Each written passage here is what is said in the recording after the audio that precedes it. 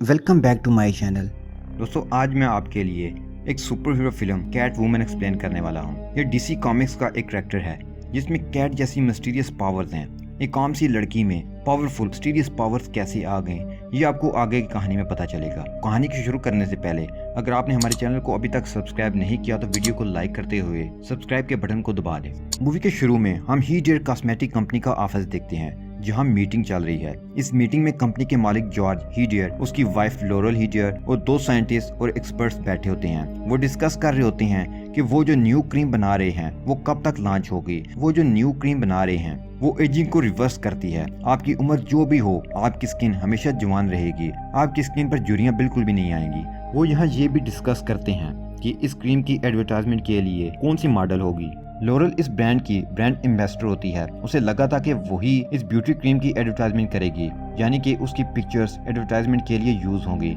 लेकिन तभी उस ब्रांड का ऑनर, उसका हस्बैंड, ऐलान करता है कि इस ब्रांड की एडवर्टाइजमेंट के लिए एक न्यू लड़की की पिक्चर्स यूज होंगी जो कि लॉरेल से ज्यादा जवान है। ओनर की ये बात सुनकर लॉरेल को गुस्सा आता है और वो दुखी भी होती है। वो हस्बैंड को तो कुछ नहीं कहती लेकिन दिल ही दिल में बहुत गुस्सा होती है। अब वो किसी भी तरह से इस कंपनी से अपने हस्बैंड से बदला लेना चाहती है। अब वो इस ब्रांड की ब्रांड एम्बेसडर भी नहीं रही, अब न्यू एम्बेसडर वही न्यू लड़की होगी। अब हम देखते हैं कि इस कंपनी का ऑनर पेशेंस नाम की लड़की को अपने ऑफिस में बुलाता है। उसी लड़की ने उसकी लॉन्च होने वाली क्रीम का बॉक्स डिजाइन बनाया है। ओनर ये सब देखकर पेशेंस को डांटता और कहता है कि ये डिजाइन अच्छा नहीं है, मैं इस बॉक्स डिजाइन पर क्रीम को लॉन्च नहीं कर सकता। मैंने इस प्रोजेक्ट पर बहुत ही ज्यादा पैसा लगाया है। वो उसे ये भी कहता है कि तुम्हारे पास कल 12 बजे तक का टाइम है, तुम अच्छे बॉक्स डिजाइन बना कर लाओ वरना तुम जॉब से रिजाइन कर सकती हो। अब पेशेंस बेचारी इस सिचुएशन में क्या करती, वो बॉस की बात मान जाती है और घर आकर डिफरेंट बॉक्स डिजाइन बनाने में लग जाती है। तभी उसकी नजर एक बिल्ली पर पड़ती है। वो समझती है कि शायद पुअर कैट यहाँ फंस चुकी है। वो उसकी हेल्प के लिए आती है। कैट की हेल्प के चक्कर में पेशेंस का पांव फिसल जाता है। वो उसे उस ऊंची बिल्डिंग से गिरने से तो बचा लेती है लेकिन ऊपर एसी के सहारे खुद लटक जाती है। दूसरी तरफ डिटेक्टिव टॉम अपनी गाड़ी में कहीं जा रहे होते हैं। तभी उनकी नजर पेशेंस पर पड़ती है। उन्हें लगता है कि पेशेंस सुसाइड करने लगी है। वो जल्दी से उसके कमरे की तरफ भागते हैं। इससे पहले कि पेशेंस नीचे गिरती, टॉम उसे बचा लेता है। अब दोनों बातें करने लगते हैं। टॉम पेशेंस को बताती है कि मैं सुसाइड नहीं कर रही थी बल्कि उस कैट को बचा रही थी।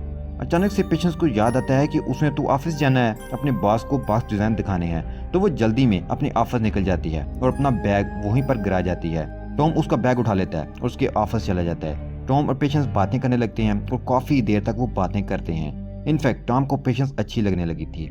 वो उसे रात को डिनर के लिए ऑफर करता है तो वो पेशेंस मान जाती है। ये दोनों अच्छे दोस्त बन जाते हैं। उसके बाद पेशेंस बॉस डिजाइन पर काम करना शुरू कर देती है और बहुत मेहनत करती है। काम करते करते रात हो जाती है। वो अपने बॉस के असिस्टेंट को कॉल करती है और उसे कहती है कि मैंने अपना काम कंप्लीट कर लिया है, तुम ये बॉस तक पहुंचा देना। असिस्टेंट पेशेंस को कहता है कि मैं तो लीव पर हूँ, तुम एक काम करो, तुम ये डिजाइन बॉस को खुद ही दिखा दो। वो उसे एड्रेस भी देता है। वो असिस्टेंट के दिए हुए एड्रेस पर अकेली चली जाती है। पेशेंस अब उस जगह पहुंच जाती है जहाँ ये क्रीम बनाई जा रही थी। पेशेंस को किसी की आर्ग्यू करने की आवाज आती है। वो खड़ी होकर बातें सुनने लगती है। अंदर लॉरेल और साइंटिस्ट बहस कर रहे होते हैं। साइंटिस्ट कहता है कि हम इस क्रीम को अभी लॉन्च नहीं कर सकते क्योंकि इसमें कुछ डिफेक्ट्स हैं जो दूर करके लॉन्च करेंगे। अगर अभी क्रीम लॉन्च की तो लोगों के फेस बहुत ही ज्यादा खराब हो जाएंगे। इसके कंटिन्यूस यूज की वजह से स्किन किसी मार्बल की तरह सख्त हो जाएगी।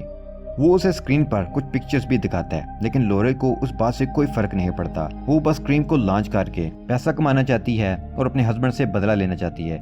लेकिन इस सब के लिए साइंटिस्ट एग्री नहीं करता। वो कहता है कि मैंने हमेशा लोगों की हेल्प की है, मैं नहीं चाहता कि लोगों का पैसा और स्किन बर्बाद हो। इन दोनों को ये बातें पेशेंस भी सुन लेती है। तभी वो किसी चीज से टकराती है और सबको आवाज चली जाती है। अब लॉरेल और साइंटिस्ट को भी पता चल जाता है कि कोई है जो इन सब की बातें सुन रहा है। लॉरेल सिक्योरिटी को बुलाती है, जो कोई भी है उसे ढूंढ कर लाओ। वो सब पेशेंस को ढूंढना शुरू कर देते हैं। पेशेंस वहाँ से भागना शुरू कर देती है और डर कर खुद को टनल में बंद कर देती है। लॉरेल को अब पता चल जाता है कि ये तो पेशेंस है और टनल में बंद है। लॉरेल टनल को लॉक करवा कर उसमें पानी छोड़ने का आर्डर देती है तो टनल में पानी छोड़ दिया जाता है जिससे पेशेंस की डेथ हो जाती है और वो रिवर में जा गिरती है। तभी एक कैट वहाँ आती है और किसी तरह पेशेंस को लेकर किनारे तक ले आती है। वहाँ और भी कैट्स हैं, वो वहाँ घूम रही हैं। अब वही बिल्ली जिसे पेशेंस ने बचाया था वो उसके ऊपर खड़ी होकर मिस्टीरियस मूवमेंट्स करने लगती है और उसके मुंह से एक मैजिक की तरह का फॉग निकलता है। हम देखते हैं कि पेशेंस की आईज का कलर चेंज हो रहा है और अब पेशेंस जिंदा हो जाती है। वो उठकर बैठ जाती है और देखती है कि ये सब क्या हो रहा है। वो दूर की चीजों को भी बहुत करीब से देख रही थी और उसे सब चीजें बहुत ही क्लियर नजर आ रही थी। फिर उसे याद आता है कि उसने वो बास्ट डिजाइन बॉस को देना था। वो उठकर वहाँ से भाग जाती है। सुबह जब वो ऑफिस आती है तो उसका बॉस उसे ऑफिस से निकाल देता है। वो अपने बॉस को बातें सुनाती है और गुस्से में ऑफिस से बाहर आ जाती है। तभी उसे याद आता है कि कल रात तो उसने टॉम के साथ डिनर करना था जो उसे मिस हो गया। वो एक कॉफी मग पर सॉरी लिखती है और टॉम से मिलने जाती है। वो सॉरी वाला कॉफी कप टॉम को देती है। कॉफी पीने के बाद वो बास्केटबॉल भी खेलते हैं। पेशेंस खुद को ज्यादा एनर्जेटिक फील करती है, जैसे उसके अंदर कुछ पावर्स आ गए हों।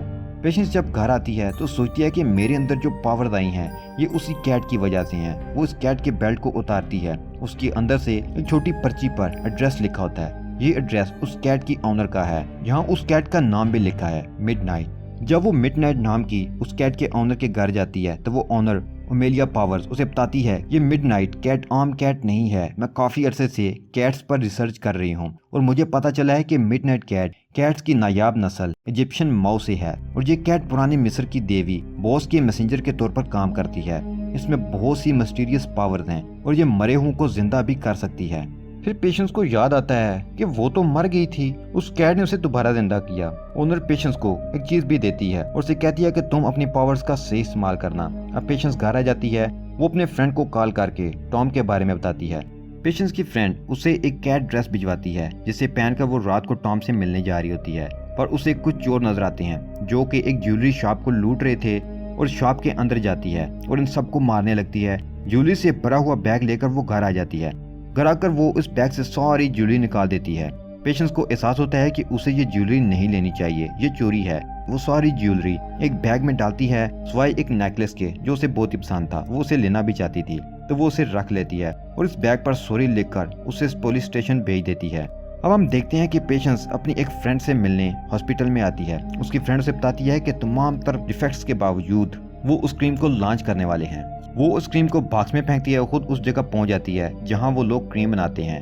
पेशेंस एक जगह देखती है कि किसी की डेड बॉडी पड़ी हुई है। जब वो वापस जाकर देखती है तो ये उसी साइंटिस्ट की डेड बॉडी है जिसने क्रीम को लॉन्च करने से इनकार किया था। फिर पीछे से गार्ड आ जाता है। उसे लगता है कि पेशेंस ने साइंटिस्ट को मारा है। तभी वो अलार्म ऑन कर देता है और गार्ड्स आकर पेशेंस पर फायरिंग शुरू कर देते हैं। पेशेंस किसी तरह से बच बचाकर लोरेल के पास पहुंच जाती है तो वहां उसे पता चलता है कि दूसरा साइंटिस्ट उस क्रीम में फॉल्ट होने के बावजूद भी उसे लॉन्च करने के लिए रेडी है।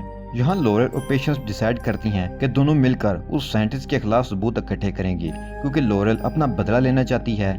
यहाँ वो पेशेंस को एहसास दिला देती है कि उस रात मैं तुम्हें नहीं मारने वाली थी बल्कि ये साइंटिस्ट ही था जो तुम्हें मारना चाहता था। लोरेल पेशेंस को एक फोन भी देती है ताकि दोनों कांटेक्ट में रह सकें और प्लानिंग कर सकें। पेशेंस कंपनी ओनर जॉर्ज से भी मिलती है। उसे कहती है कि तुम उस खतरनाक क्रीम को क्यों लॉन्च कर रहे हो। वो कहता है कि मुझे नहीं पता कि ये क्रीम खतरनाक है। वो खड़ूस जरूर था लेकिन इस डेंजरस क्रीम के इफेक्ट्स के बारे में वो नहीं जानता था। दूसरी तरफ दिखाया जाता है कि टॉम उसी ज्वेलरी चोरी होने वाले केस की इन्वेस्टिगेशन कर रहा है। तो तभी उसे कॉफी मग के ऊपर लिखे हुए सॉरी और ज्वेलरी बैग के ऊपर लिखे हुए सॉरी से पता चल जाता है कि ये पेशेंस की ही राइटिंग है। वो सोचता है कि क्या पेशेंस एक चोर लड़की है। टॉम पेशेंस से मिलने जाता है। दोनों काफी बातें करते हैं और फिर पेशेंस के घर चले जाते हैं। पेशेंस जब सो जाती है तो टॉम वो ग्लास उठाकर सा ले जाता है जिसमें पेशेंस ने पानी पिया था ताकि सबूत इकट्ठे कर सके। टॉम के जाने के बाद पेशेंस को जो फोन लोरेल ने दिया था उस पर लोरेल की कॉल आती है और कहती है कि मुझे दूसरे साइंटिस्ट के खिलाफ सबूत मिल गए हैं, तुम आकर देख सकती हो। पेशेंस जल्दी से कैट सूट पहनकर निकल जाती है। वहाँ पहुंचकर लोरेल उसे कहती है कि सोफे के पीछे सबूत हैं, तुम देख लो। पेशेंस जब देखती है तब वो उस कंपनी के ऑनर जॉर्ज की डेड बॉडी होती है और उसके फेस पर स्क्रैचेस हैं जैसे कि किसी कैट ने उसे मारा हो। पेशेंस लोरेल को कहती है कि इस क्रीम में डिफेक्ट होने के बावजूद इसे मैं लॉन्च करना चाहती हूँ। मुझे बस पैसे और शोहरत से मतलब है। तुम मेरे रास्ते की दीवार हो और मैं तुम्हें हटाना चाहती हूँ। उसके साथ ही वो अलार्म ऑन करती है और सारे गार्ड्स अंदर आ जाते हैं। कैट वुमन को पकड़ने के लिए वो गोलियां चलाती हैं। पेशेंस खुद को बचाने के लिए हर तरफ भागती है। वो टॉम को भी डिस्ट्रैक्ट करती है और वहाँ से भाग जाती है। यहाँ डिटेक्टिव टॉम को यही लगता है और पुलिस को भी कि इन सब चीजों के पीछे कैट वुमन का ही हाथ है। उन्हें सारे सबूत मिल चुके थे। अब टॉम पेशेंस को अरेस्ट करके पुलिस स्टेशन ले आता है और इन्वेस्टिगेशन करने लगता है। पेशेंस उसे बताती है कि मैंने किसी को नहीं मारा, मैंने कोई भी गलत काम नहीं किया। वो उसे सारा कुछ एक्सप्लेन करती है तो टॉम उसकी बात मान जाता है। लेकिन जूरी वाले केस में उसे जेल के अंदर रखता है क्योंकि बैग पर तो सॉरी उसी की राइटिंग से लिखा हुआ था। पेशेंस जेल में सैड बैठी होती है, तभी वहाँ कैट आती है और वो इजिली जेल में एंटर हो जाती है। पेशेंस समझ जाती है कि ये तो वही कैट है, अगर ये कैट जेल के अंदर आ सकती है तो मैं भी अपनी बॉडी को स्ट्रेच करके बाहर जा सकती हूँ। वो उठकर जेल से बाहर चली जाती है। दूसरी तरफ लॉरेल उस क्रीम को लॉन्च करने वाली होती है, तभी पेशेंस वहाँ पहुँच जाती है। वो लॉरेल को ऐसा करने से मना करती है, लेकिन लॉरेल पास नहीं आती। इन दोनों की बातें टॉम भी सुन लेता है क्योंकि वहाँ तो टॉम ऑलरेडी मौजूद था, जो लॉरेल से इन्वेस्टिगेशन करने आया था, क्योंकि उसे लॉरेल पर भी शक था, क्योंकि इस सारे वाकयात से फायदा तो लॉरेल को ही हो रहा था। यहाँ से पता चल जाता है कि लॉरेल गलत है और पेशेंस ठीक है। लॉरेल और पेशेंस की फाइट होने लगती है। लॉरेल और कैट वुमन की बहुत ही जबरदस्त फाइट होती है, लेकिन कैट वुमन उसे पिछाड़ देती है और वो बिल्डिंग से नीचे गिरने वाली होती है। गिरने से पहले जब वो ग्रिल को पकड़े हुए लटकी हुई होती है, वो देखती है कि उसका फेस भी बुरी तरह खराब हो रहा है, क्योंकि वो ये क्रीम खुद भी जवान रहने के लिए यूज कर रही थी। तो वो अपना हाथ छोड़ देती है और वो नीचे गिर जाती है और उसी टाइम उसकी डेथ हो जाती है। टॉम लॉरेल को कहता है कि दुनिया को लगेगा कि लॉरेल को कैट वुमन ने मारा है और पेशेंस तो जेल में है। पेशेंस इस बात को समझ जाती है और वापस जेल चली जाती है। टॉम अब पेशेंस को इस केस से आज़ाद करवा देता है और यहीं पर यह मूवी एंड हो जाती है।